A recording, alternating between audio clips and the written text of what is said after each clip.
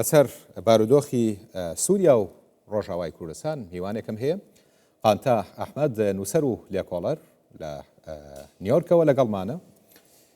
بەڕێز قانتام کاتت باش. بەڕێستان ینی بە دوواداچوون و لێکۆڵینەوەتان لەسەر ڕۆژهەڵاتی ناوەڕاست بە شێوەیەکی گشتی زۆرە.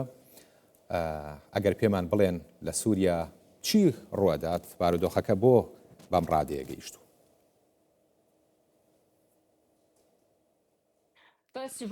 سەرەتا ئیم شەو لەگەڵ هەموو کەسێکی کورد لە سووریا و عێراق و سەرانسەری جیهان دەوەستم بۆ ئەو ناخۆشیەی کە بەسەریاندا هاتووە لە کۆبنەوەکەی مەزلوم عەبدی لە ئۆکتۆبەردا لەگەڵیدا سەرداکردنی هۆڵ لەگەڵیدا ڕۆڵیان کە ئەکسپایر بووە بۆ ئەو قوربانیەی کە داویانە کە چەندی قوربانی زۆریان داوە 11,000 کەسیان لێ شەهید بوو و 3,000 تریشان بریندار بووە.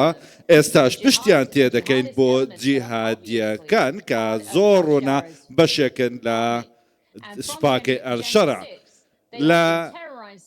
لە 6 جانووەریوە خەریکی تیرۆرکردن و کوشتن و دەربەدەرکردنی یەزیدیەکان و کەمینەکانی ئەو وڵاتەن بۆ نێو ڕۆژئاوا کە لەژێر دەسەڵاتی هەسەدەیە.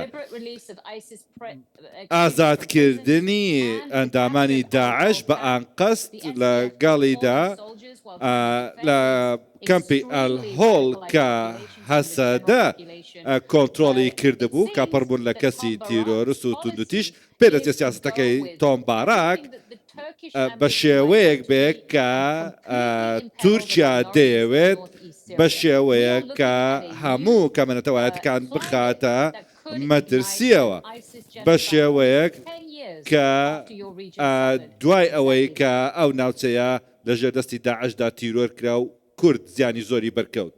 زۆر باش. من ئەزانم سۆز و عاتیفە لە سیاسەتە جێی نابێتەوە، بەڵام ئایا لە واقعە کوردەکان لە ڕۆژئاوا دوای ئەو هەموو قوربانیەی کە دایان لە شەڕی دژ بە تیرۆرە شایانی ئەمە بوون؟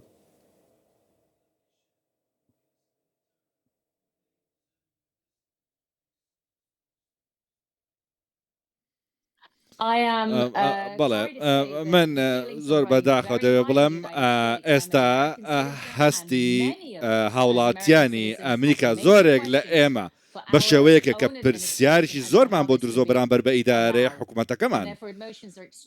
ئەو هەستەی کە ئێمەش هەمانە بەرامبەر بە ئێوە زۆر قۆڵا هەستەکەین کە خیانەتێک لە هاوپەیمانێکی ئەمریکا کراوە، هاوپەیمانێکی خەڵکی ئەمریکا کراوە کە دەبێت ئازادی ئاینی هەبێت، ئازادی نەتەوایەتی هەبێت.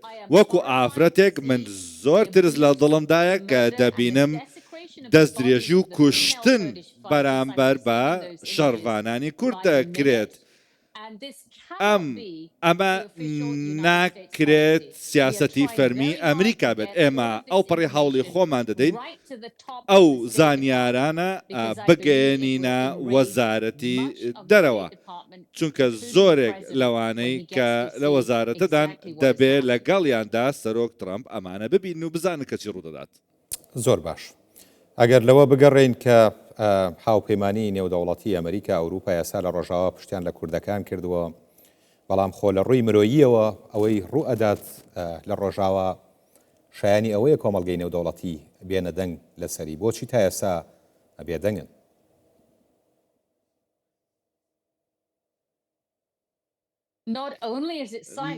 نەک تەنها بێدەنگ کردەوە، ئەمە پرسیارێکی زۆر جوانە. چەند ڕۆژێکە ئەلشەرع هێرشەکانی بۆ سەر حەلەب دەست پێ کردووە لە 6 لە 9 مانگیش لە ئەوروپاش فەندی چەندی ملیۆن دۆلاری بۆ شەرع تەرخان کردەوە بۆ سووریای تازە. چەندین دیمەنی پێشانداوە کە عێراقیش سنوورەکانی تون دەکات لەگەڵ سووریادا و ئێمەش دەزانی کە زۆرێک لە کوردەکان لە وڵاتی خۆیان لە ماڵی خۆیاندا ئێستا ترساون و ڕقێکی زۆر لە دڵیاندا دروست بووە. بۆ ئەو بەرەپێشتنی کە لە دەیان ساڵی ڕابردوودا ڕوویداوە ئەمریکا و ئەوروپا هاوڕابنە لەوەی کە لەخۆگرتنی ئەو تیرۆریستانە لەو کەمپانەدا وەکو هۆڵ ئەو ناوچەیە لە تیرۆر دوور دەخاتەوە.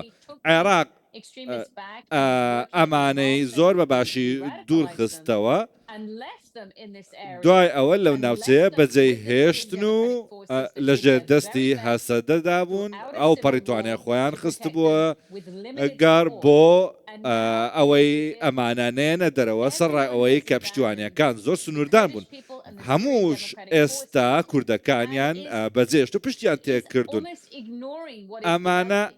ئەمانە پشتگوێ خستنی ئەوەیە کە ڕوودەدا با پێت بڵێم کە چی ڕوودا لە مانجی 6دا لە دیمەشق تەقینەوەیەک هەبوو لە کەنیسەیە کە تایدا 25 کریستیان کوژاوندیانی تریش بریندار بوون ئەو کاتە سەرکردەیەکی داعش لە هۆڵدا بەپرسیار کرا دەبێت پرسین تیرۆر نەک تەنها لە بەڵکو لە عێراقیش و لە شوێنەکانی تریشدا مەترسین ئەمە قەیرانێکی نێودەوڵەتیە بەڕاستی منیش سرم سوورماوە لەو بێدەنجە باش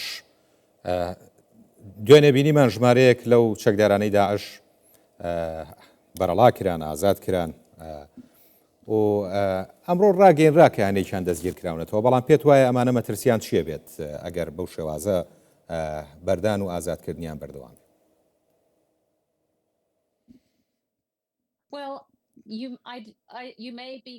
ڕەنگە جەنابەت ڕاست بکەیت کە ڕەنگە لەوانەیە هەندێکیان لەوانە دەستگیر کرا بنەوە بە گوێرەی زانیاریەکانی ئێمە بۆ نمونە ئەو خانەوادە یەزیدیانەی کە زۆریان چەشتووە لە ژێردەستی داعشدا پێویست دەبێت پێتان بڵێ پێویست ناکە ئەو سەربازانە هەمان ئارمی داعش لە سەرشانیان بێ بۆ ئەوەی هەمان بیرۆکەیان هەبێ کوشتنی کوردەکان لە ژێر دروشمی ئەڵڵاهو ئەکبار من موسڵمانم ئەمە جیهادیزمێکی تەواوە مەترسیەکەی من ئەوەیە کە کاتێک ئەحمەد شەرع قسە لەگەڵ سەرۆکی عێراق قسە دەکات و باسی یەکگرتووی سووریا و کۆنتڕۆڵکردنی سنوورەکان دەکات یەکگرتووی سووریا بۆ چێ بۆ سەلەفیەکان و بۆ جیهادیەکان هیچ سەلامەتیەک هیچ پاراستنێک بۆ کریستیانەکان و یەزیدیەکان و موسڵمانە سیکۆلارەکانی وەکو من و کەمەنەتەواتەکانی تر و کورد نییە لە سووریادا ئایا ئەمە ئەوەیە کە جیهان گرنتی دەدات ئایا پێویست ناکات